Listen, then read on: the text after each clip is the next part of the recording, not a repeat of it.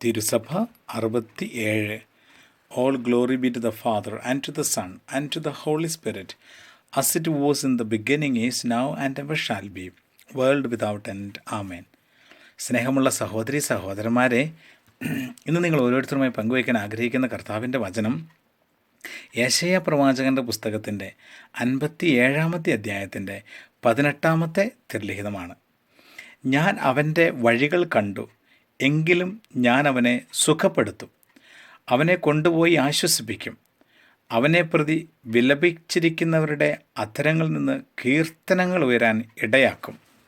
സ്നേഹമുള്ള സഹോദരി സഹോദരങ്ങളെ, തന്നിഷ്ടം കാട്ടി ദൈവത്തിൽ നിന്നും അല്പം വ്യതിചലിച്ച് നടന്ന വ്യക്തികളുടെ ജീവിതത്തിൽ ദൈവം കരുണ കാണിക്കുന്ന ഒരു വലിയ ദൈവിക ഇടപെടലാണ് ഈ വചനത്തിലൂടെ ഇന്ന് ദൈവത്തിൻ്റെ പരിശുദ്ധാത്മാവ് നമുക്ക് നൽകുന്നത്. തന്നിഷ്ടം കൊണ്ട് ദൈവത്തിൽ നിന്ന് അകന്നു നടന്ന വ്യക്തികൾ, അവരുടെ തന്നിഷ്ടം കൊണ്ടുള്ള പ്രവൃത്തികൾ കണ്ട് ദൈവം അല്പം വേദനിച്ചുവെങ്കിലും കർത്താവിൻ്റെ കരുണ അവരെ അനുഗമിച്ചുകൊണ്ട് ഇപ്രകാരം പറയുകയാണ്: ഞാൻ അവൻ്റെ വഴികൾ കണ്ടു, എങ്കിലും ഞാൻ അവനെ സുഖപ്പെടുത്തും. പ്രിയമുള്ള സഹോദരങ്ങളെ, നമ്മുടെ ദൈവം പ്രതികാര ചിന്തയോടുകൂടി നമ്മളോട് ഇടപെടുന്ന ഒരു ദൈവമല്ല എന്നും കരുണയിൽ നമ്മളെ വഴി നടത്തുന്ന ഒരു ദൈവമാണെന്നും ഈ വചനത്തിലൂടെ നമ്മൾ മനസ്സിലാക്കുകയാണ്. ദൈവം ഒത്തിരി വെറുക്കുന്ന ഒരു കാര്യമാണ് അഹങ്കാരം, തന്നിഷ്ടം എന്നൊക്കെയുള്ളത്.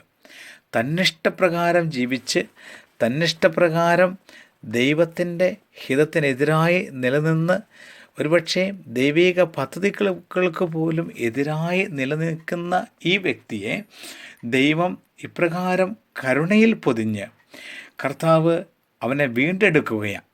സ്നേഹമുള്ള സഹോദരി സഹോദരങ്ങളെ, ഇതിൽ നമ്മൾ മനസ്സിലാക്കുന്ന ഒരു സത്യമുണ്ട്. ഒന്ന്, ദൈവത്തിൻ്റെ സന്നിധിയിൽ നമ്മളെപ്പോൾ എന്തെങ്കിലുമൊക്കെ പാപങ്ങൾ ചെയ്ത് ദൈവത്തിൽ നിന്ന് അകന്നു പോകുന്ന സാഹചര്യം ഉണ്ടെങ്കിൽ അത് ഏറ്റുപറഞ്ഞ് ദൈവത്തിൻ്റെ കരുണയിലേക്ക് തിരിച്ചു വരണം.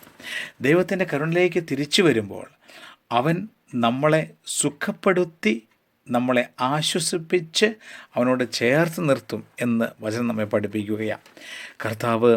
കരുണാമയനായ കർത്താവ് നമ്മുടെ ജീവിതത്തിൻ്റെ പ്രവൃത്തികളോ നമ്മുടെ ജീവിതത്തിൽ നമ്മൾ ചെയ്യാതെ പോകുന്ന കാര്യങ്ങളോ പരിഗണിക്കാതെ ദൈവത്തിൻ്റെ കരുണയിൽ നമ്മളെ പൊതിഞ്ഞ് വീണ്ടെടുക്കുമെന്ന് വചനം നമ്മളെ പഠിപ്പിക്കുകയാണ്.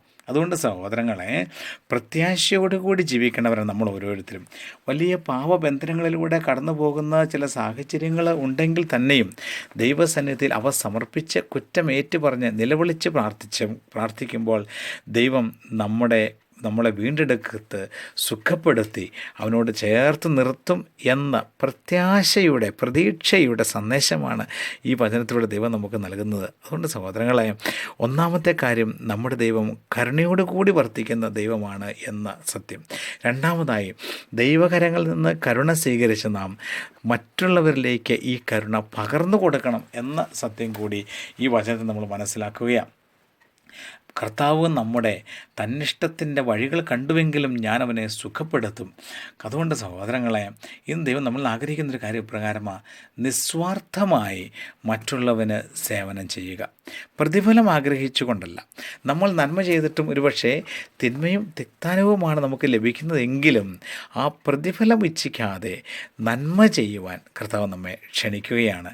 അവൻ്റെ വഴികൾ ഞാൻ കണ്ടു, എങ്കിലും ഞാൻ അവനെ സുഖപ്പെടുത്തും. ഉപദ്രവം നൽകിയ വ്യക്തികളുടെ വഴികൾ നമ്മൾ കണ്ടു, നമ്മളത് അനുഭവിച്ചു, വേദനിച്ചു, എങ്കിലും അവനെ സുഖപ്പെടുത്തുവാൻ, അവനോട് അല്പം കരുണയോട് കൂടി ഇടപെടുവാൻ, ദൈവത്തിൻ്റെ കരുണ നമ്മളിൽ കടന്നു വന്നത് കരുണ മറ്റുള്ളവരിലേക്ക് പകർന്നുകൊണ്ട് ദൈവകരുണയുടെ വക്താക്കളാക്കി മാറുവാൻ ഈ വചനം നമ്മെ ശക്തിപ്പെടുത്തട്ടെ എന്ന് പ്രത്യേകം പ്രാർത്ഥിക്കുന്നു.